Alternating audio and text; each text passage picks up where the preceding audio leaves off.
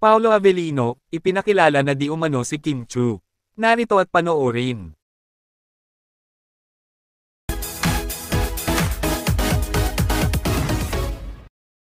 Hindi nga talaga mapagkakaila ang special bond ng Kim Pao na sina Kim Chu at Paolo Avellino.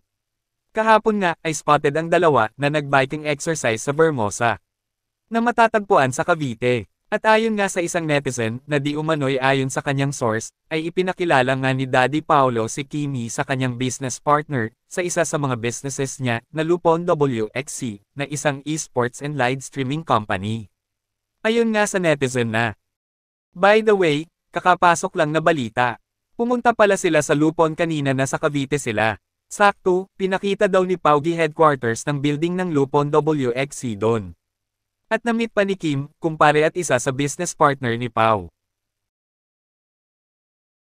Kung totoo man ito, ay nakakatuwa ngang malaman na very proud si Papi Paolo kay Kimi.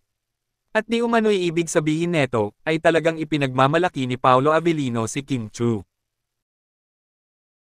Kayo, anong masasabi nyo tungkol dito? Just comment down below.